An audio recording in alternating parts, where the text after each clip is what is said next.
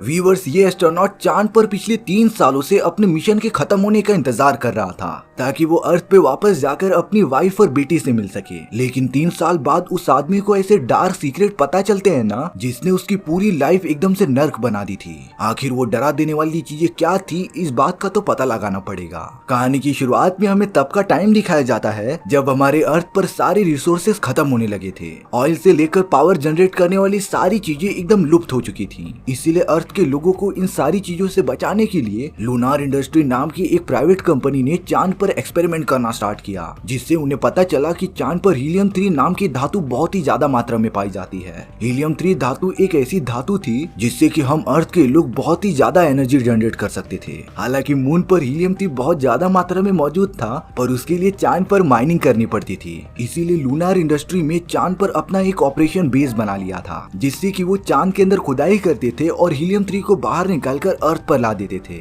इन सारी चीजों की देखरेख के लिए लूनार इंडस्ट्री ने अपने बेस में सैम नाम के एक वर्कर को रखा था। सैम का काम होता है उस पूरी जगह की निगरानी रखना। सैम का यहाँ पर कॉन्ट्रैक्ट पूरे 3 साल का था और अब 3 साल बीतने के बाद सैम वापस अर्थ पर चला जाएगा और उसकी जगह पर एक दूसरा वर्कर आ जाएगा। सैम जब यहाँ पर आया था तो उसकी वाइफ प्रेग्नेंट थी और अब तो कई साल बाद उसकी बेटी भी हो जाती है। सैम तो स्टार्टिंग में अपनी वाइफ से वीडियो कॉल पर बातें किया करता था, पर अब डायरेक्टली कम्युनिकेशन करने वाली मशीन में कुछ खराबी आने के कारण वो अपनी वाइफ से बात नहीं कर पाता। लूनार इंडस्ट्री के मैनेजमेंट को ये बात पता थी, पर तभी भी वो इस प्रॉब्लम को सॉल्व करने नहीं आ रही थी। इसीलिए अब सैम अपनी वाइफ के लिए मैसेज रिकॉर्ड कर देता था और उसे अर्थ पर सेंड कर देता था। हालांकि सैम को रिप्लाई कई दिनों बाद ही मिलते थे।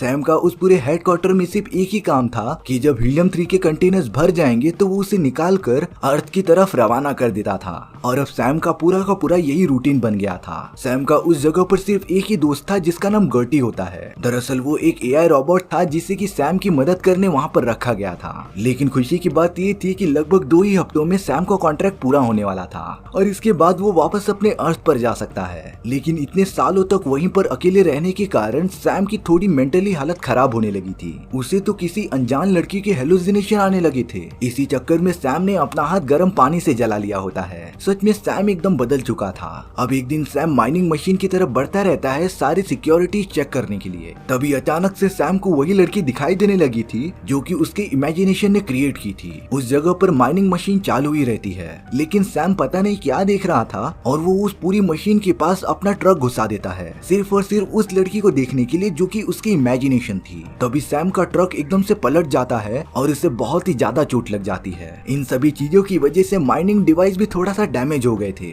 अब तो सैम एकदम से अनकॉन्शियस हो गया था। थोड़ी देर बाद जब सैम अपनी आंखें खोलता है तब वो खुद को अपने ही रूम में पाता है। गर्टी सैम को बता रहा था कि उसका एक्सीडेंट हो गया था, इसीलिए सैम को ट्रीटमेंट के लिए वापस बुला लिया गया था। इसके बाद जब सैम अपने पैरों पर खड़ा हो रहा था तब वो अपने पैरों पर ठीक से खड़ा ही नहीं हो पा रहा था, मानो सैम पहली बार चल रहा हो। सैम को कुछ समझ ही नहीं आता, इसीलिए अब वो ये सारी चीजें भुलाकर अपना काम करने लगता है। कुछ देर बाद सैम जब गर्टी के पास आया था तब गर्टी पता नहीं किसी से वीडियो कॉल पर बात कर रहा होता है। दरअसल वीडियो कॉल पर लूनार इंडस्ट्री के ही कुछ एम्प्लॉइज थे जो गर्टी से सारी रिपोर्ट की इन्फॉर्मेशन लेते रहते हैं। उन्हें जब सैम के एक्सीडेंट के बारे में पता चला तब वो मैनेजर बहुत ही ज्यादा डिसअपॉइंट होते हैं, क्योंकि अगर इस तरीके के डैमेज और भी होते रहे तो उनकी कंपनी को बहुत ही ज्यादा नुकसान होगा। लेकिन अब सैम ने जैसे ही गर्टी को उनसे बातें करते हुए देख लिया था, गर्टी तुरंत ही उस वीडियो कॉल को बंद कर देता है। सैम के पूछने पर गर्टी बता रहा था कि वो सिर्फ वीडियो रिकॉर्ड कर रहा होता है। सैम को गर्टी पर थोड़ा सा तो शक होता है, पर वो तुरंत ही इस बात को भूलकर दूसरे काम में लग जाता है।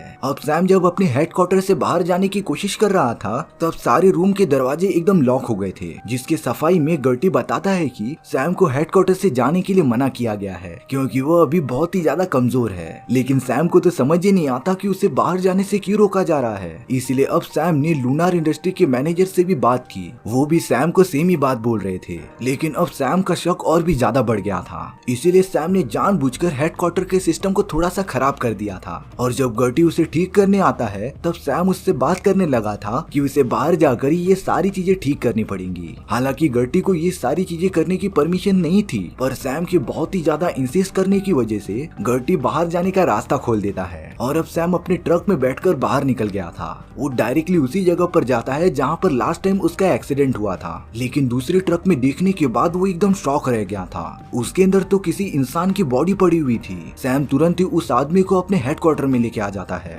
हेडक्वार्टर में आने के बाद सैम एकदम से शॉक हो गया था, क्योंकि वो दूसरा आदमी और कोई नहीं बल्कि उसका हमशक्ल होता है। और ये सबसे पहला वाला सैम था जिसके हाथों पर गर्म पानी गिर गया होता है, इसीलिए उसके हाथों पर बैंडेड भी लगी थी। और अब जो सबसे पहले हेडक्वार्टर में आया था उसका नाम सैम ए होता है और दूसरे का नाम सैम बी। लेकिन अब सैम ए को बार बार लग रहा था कि वो उसकी इमेजिनेशन है और रियलिटी में ऐसा कुछ भी नहीं है। यही सेम चीज सैम भी सोचता रहता है और अब दोनों अपने काम में लग गए थे। लेकिन सैम ए को थोड़ी देर में ही इसी बात का अंदाजा हो जाता है कि सैम भी उसकी कोई इमेजिनेशन नहीं है, वो रियलिटी में वहाँ पर मौजूद है। सैम ए को लग रहा था कि कंपनी वालों ने उसका ही क्लोन बनाकर वहाँ पर भेज दिया है, पर आखिरकार वो सब ऐसा करना क्यों चाहते हैं? और हो न हो इस पूरे हेडक्वार्टर में और भी क्लोन्स मौजूद हो सकते हैं, क्योंकि अर्थ से मून पर आने के लिए 3 दिनों का समय लगता था और 3 दिनों से भी कम के समय में वो सब इतनी जल्दी सैम के क्लोन को यहाँ पर नहीं भेज सकते थे। सैम ए तो बार बार गर्टी से ये सारी चीजें पूछता रहता है, पर गर्टी उसके सारे सवालों का जवाब घुमा फिरा कर दे रहा था। एक दिन सैम ए और सैम बी के बीच बहस छिड़ जाती है और तो और वो दोनों झगड़ा करने लगे थे।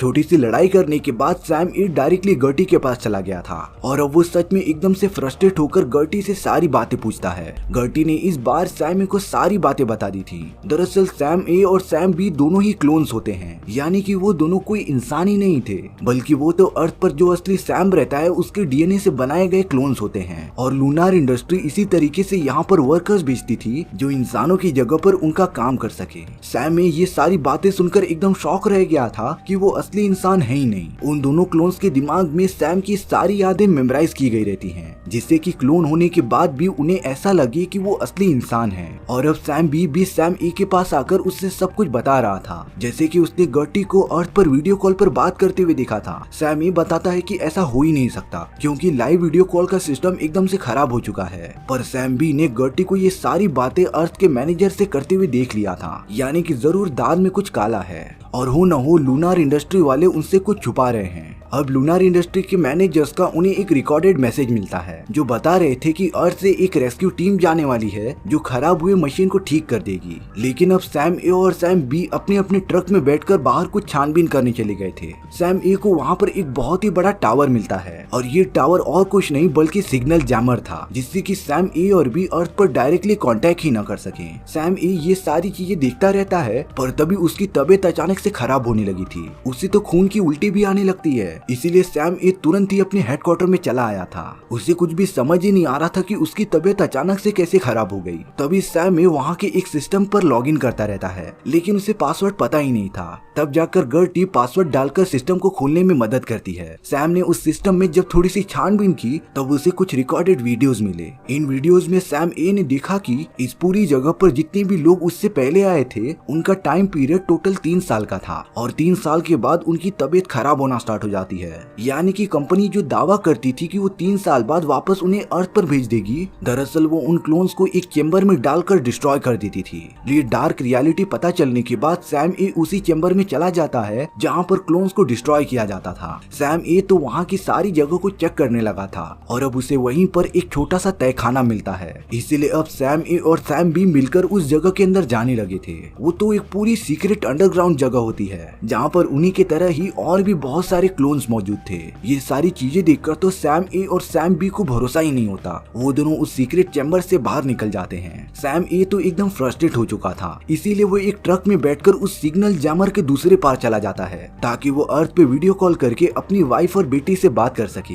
वीडियो कॉल पर सैम ए की बेटी होती है जो सच में बहुत ही बड़ी हो चुकी थी, लेकिन अब सैम ए को पता चलता है कि उसकी वाइफ 1 साल पहले ही मर चुकी है। और अब सैम ए की बेटी अपने फादर को बुलाती है जो रियल सैम था और वो अर्थ पर रहता था। असली सैम जैसे ही स्क्रीन पर आता सैम ए ने वो कॉल कट कर दिया था और अब वो अपनी वाइफ की खबर सुनकर बहुत ही दुखी हो जाता है। अब हेडक्वार्टर में आने के बाद सैम ए ने सैम बी को सारी बातें बता दी थी। हालांकि वो दोनों क्लोन्स होते हैं पर उनकी इमोशन अभी भी इंसानों जैसी थी। सैम ए और सैम बी अपनी मरी हुई वाइफ की बात सुनकर बहुत ज्यादा दुखी हो गए थे और अब सैम ए की तबीयत तो बहुत ही ज्यादा खराब होने लगी थी। सैम ए तो सैम बी की बहुत ज्यादा हेल्प करता है और अब सैम बी के पास एक प्लान था। वो गर्टी के पास आकर उनके तीसरे क्लोन को जिंदा करने के लिए कहता है। हालांकि गर्टी को ये सारी परमिशन देने के लिए मना किया गया था, पर सैम बी के बहुत ज्यादा बोलने के बाद गर्टी ने उनके तीसरे क्लोन को जिंदा कर दिया था और अब उन्हीं की तरह सैम सी भी एक्टिवेट हो जाता है। सैम बी का प्लान था कि वो सैम ए को कैसे भी करके अर्थ पर पर पहुंचा दे। सैम बी सैम ए को उस रोवर में बिठा देगा जिस कंटेनर में हीलियम 3 भर के अर्थ पर भेजा जाता था, और वो इन सारी चीजों के बारे में अपनी कंपनी के लोगों को बताएगा ही नहीं, जिससे कि कंपनी वालों को लगेगा कि वो सैम ए है और उन्होंने सैम सी को एक्टिवेट किया वो सैम बी है, जिससे कि सैम ए अर्थ पर पहुंचने के बाद बच जाएगा। लेकिन सैम ए की तबीयत समय के साथ खराब होती जा रही थी और अब वो पता नहीं क्यों उस रोवर में बैठकर अर्थ पर जाना ही नहीं चाहता था। सैम ए बोल रहा था कि वो भले ही अर्थ पर चले जाएगा, लेकिन कंपनी वालों ने सिर्फ 3 सालों के लिए ही क्लोन्स को बनाया होता है। 3 साल बाद उन सारे क्लोन्स की तबीयत खराब होने की वजह से मौत हो जाती थी। इसीलिए अब सैम ए सैम बी को उस रोवर में बैठकर अर्थ पर जाने के लिए कहता है। सैम बी को ये सारी बातें लॉजिकल लग रही थी, तो अब सैम बी उस रोवर में बैठकर जाने का डिसाइड कर लेता है। लेकिन गर्टी बता रहा था कि उसके मेमोरी में ये सारी बातें रिकॉर्ड हो चुकी हैं, और अगर रेस्क्यू टीम ने उसकी मेमोरी में चेक किया तब उन्हें सारी चीजें पता चल जाएंगी। इसीलिए अब गर्टी सैम बी से उसकी सारी मेमोरीज इरेज करने के लिए कहता है, और अब सैम बी रोवर में बैठकर वहाँ से जाने के लिए रेडी हो गया था। सैम ए तुरंत जाकर उसी एक्सीडेंट वाले ट्रक में बैठ जाता है, जिससे कि रेस्क्यू टीम वालों को लगे कि वो अभी भी वहीं पर है, और अब थोड़ी देर बाद ही रेस्क्यू टीम वहाँ पर पहुंच गई थी। सैम भी जिस रॉकेट में होता है वो भी लॉन्च हो चुका था, जो सीधा अर्थ की तरफ बढ़ जाता है। जब रेस्क्यू टीम हेडक्वार्टर में पहुंचती है तब उन्होंने सैम सी को वहाँ पर एक्टिवेट पाया था, जिससे उन्हें लग रहा था कि वो सैम सी नहीं सैम बी है, और अब वो सब उसी एक्सीडेंट वाले एरिया में चले जाते हैं जहाँ पर सैम ए मरा पड़ा हुआ था।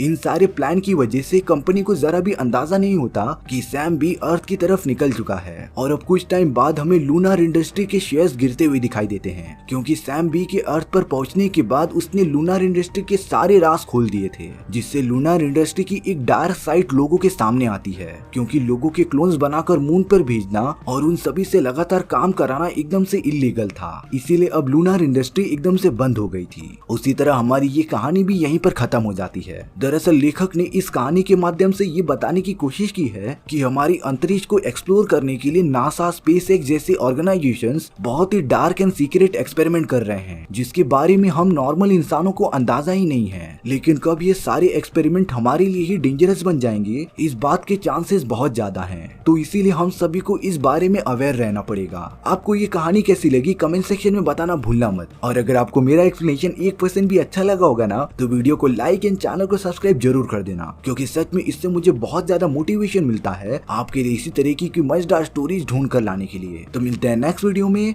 सी या।